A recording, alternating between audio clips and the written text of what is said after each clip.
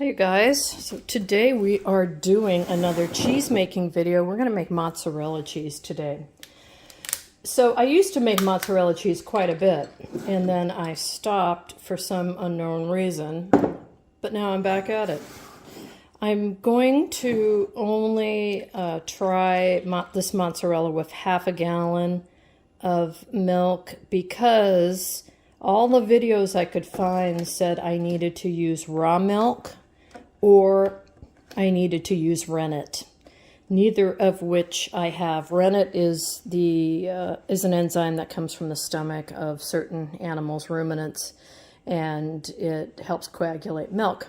I think that's how they actually discovered yogurt. There's a whole story behind how they were using, back in the day, bellies of animals as a container for liquid. They put milk in there, they opened it up, and it became yogurt or something, and some smart person put two and two together. So this is a homogenized milk, which isn't supposed to work, and I don't have any rennet. But it seems to me like this is what I used to do. So I found one person online, Sweet Adjeley, I think her name is. I'm linking her down below so you can see her video. And so I'm stealing the recipe from her. So I'm putting in half a gallon of milk into this pot. Half a gallon of milk is just about 2 quarts. Excuse me. Yeah, 2 quarts. I'm going to have to add another one. And 2 liters. So here we go. That was 1 quart. I'm going to do 2 quarts. So if I screw it up and I need to get some rennet, I can at least have some milk left over to try that with. All right. So very similar to the last cheese we make, we're going to want to heat this up to about, how hot? 120 degrees Fahrenheit.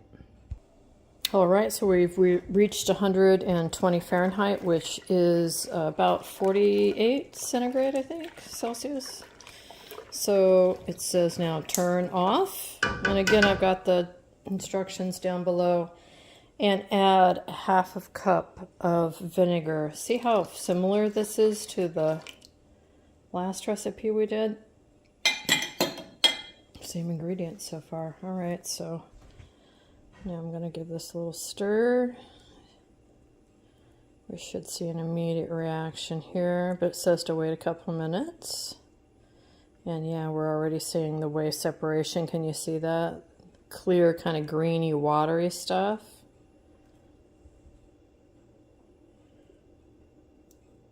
So now we're supposed to let it sit from, oh wow, look at that, serious, 2 to 4 minutes. You could also use citric acid, and I suppose you could use lemon juice too. Oh, it's gorgeous. It's a beautiful thing. All right, let me get another supply just a second. All right, it's been about 4 or 5 minutes. Let's see how much that is separated. That's more than it was with the other cheeses, and it's probably because I added more vinegar. I added the same amount of vinegar, but to half the amount of milk. All right, so now what we're supposed to do is shake this out and put it actually into a fine mesh colander. No cheesecloth this time. The reason we're doing that is because we are really going to put this in here and kind of start reefing on it to knead it like a bread. All right, so I'm going to go ahead and get all the little bits out here, and then we'll be back in a minute. So we're going to keep the whey because we're actually going to mix this together into a little ball, but then we're going to put it back in here, bring it out, put it back, bring it out, and put it back. So we're, in a way, like I said, we're kneading it like you would a bread dough. So let's get all the little bits and pieces you're working so hard to get. And mix, mix, mix, mix. And when I do that, you can see that the whey is coming out from underneath still. So we're getting some of that whey in. At the end, you'll still have a significant amount of whey, like we did with the other cheese that we did. But if you want to store this long term, you can either wrap it in plastic or make it into little balls and then you actually leave it in the whey in the fridge, or in some of the whey, not all of it. So it says scoop into colander, turn in the strainer, and then we'll put it back into, oh, it's pepper. Put it back into the whey here, and I should turn this back on the heat. Very low. All right. So what the last person did with Miss Sweet, she actually left it in the colander and then sunk it into the whey, which I thought was kind of a good idea, except my colander is a little big and the whey is a little deep, so I'm just going to do that. And we leave it sitting here for about a minute, and we take it out about 4 times. And at some point it'll start to stretch. That's what we're looking for. All right, so we're going to take it out and do the stirring back and forth a little bit here. But before I forget, I'm going to add a tablespoon of salt into the whey water, and that is going to give the salt some flavor. We'll see if we need to salt the whey, the actual cheese later. And I'm switching to a wooden spoon because I feel like the silicone here is just giving a little too much, and I want to be good at this.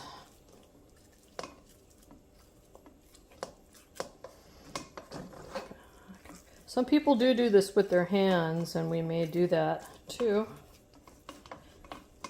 at some point. But I can see it's already starting to get a little bit more, elastic. It's sticking.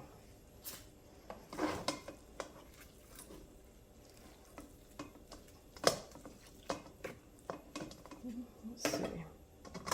It's hot. So there's that. So we're just going to kind of squeeze, turn, squeeze, turn, squeeze, turn, squeeze, turn.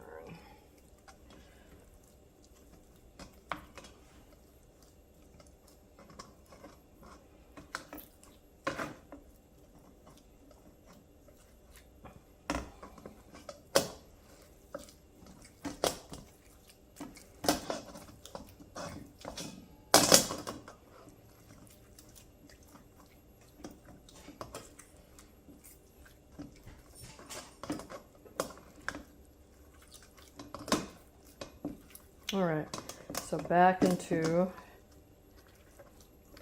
the warm whey again for another few minutes. Make sure it gets all in there. Getting hotter. Turn that down a little bit. All right, we'll be back in 4 minutes. Back in 4 minutes. All right, we're back again, and we'll remove it from the pot, put it over here so I can work it, and I'm switching entirely to by hand now. And you can see it suddenly kind of takes on a shiny shimmer, and it's just starting to change. I don't know how things do that. I'm sure it's science. Beautiful thing. Turn it. Let's see if it's stretching at all. Yep, see, look. The stretch before it would have crumbled. So I'm just going to continue to work it a little bit.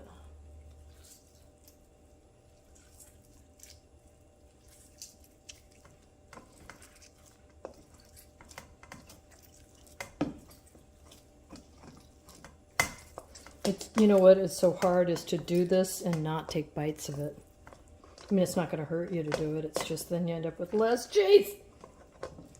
So let's do this. Yeah.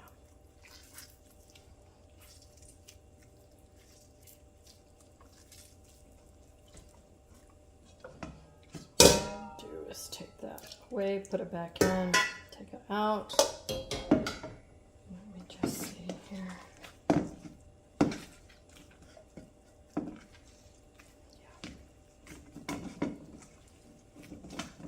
You see that? Yeah, mostly. All right, another time, I think back in.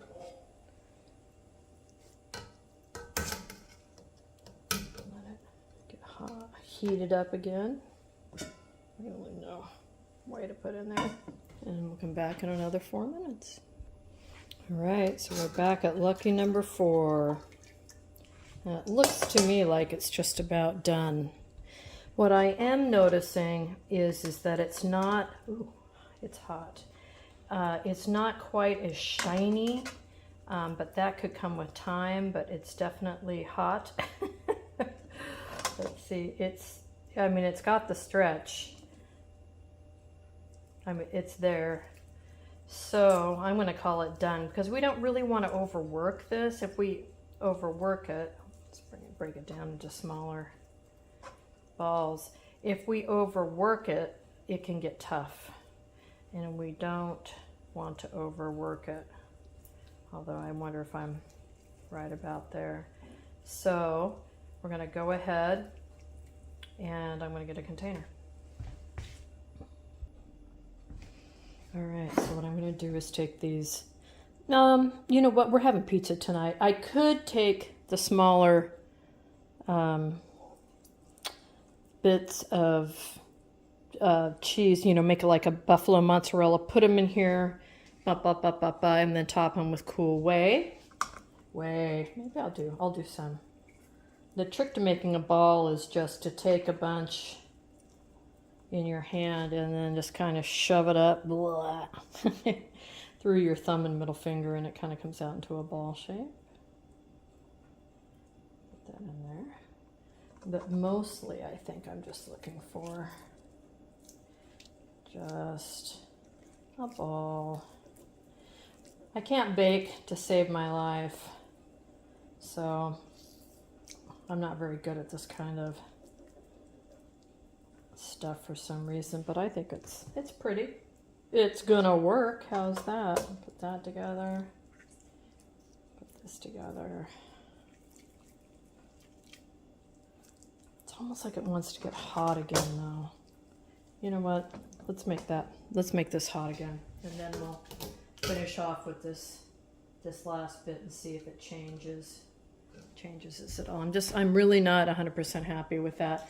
And it could be, you know, maybe I'm supposed to be using raw milk. The homogenized milk is pasteurized, so it's brought up to a high temperature. And some people say that it denatures the proteins that are in here, and that can change the way the cheese looks when it's done. But I don't know. You be the judge, or I'll be the judge. Mr. Old School Prepper will certainly be the judge when he has this on his pizza tonight. That also needs to set, you know, so we can slice it up. So we'll see in a second. All right, so this last time I did it, it's definitely a lot more shiny, and that's probably, I should have done it 5 times, I think. And it is stretchy.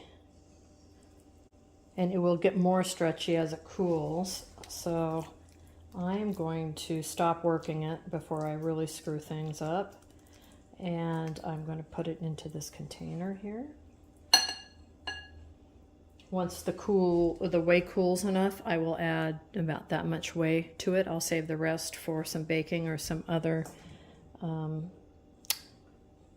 cooking. So I think this could be better. It's been years, like 20 years since I've made mozzarella, so I need to revisit my actual books. And if I remember correctly, I may have used raw milk because I took a raw milk cheese making class and then I made it at home. So, and I also remember cutting the cheese. So anyway, we'll figure it out. This is one way to do it. I know people do it in the microwave too instead of on the stovetop, so we could take a look at that as well. But I'll let you know how this tastes. Even though it may not be the prettiest in the world, it already tastes very good. And surprisingly enough, it tastes different than the other cheeses we made, than the farmer's cheese, and it tastes different than the cream cheese, which interestingly enough, the cream cheese, when you cool it down, it hardens up. Nuke it in the microwave for about 15 or 20 seconds and it's very spreadable again. So anyway, we'll come back to this and yeah, I'll let you know how it tastes.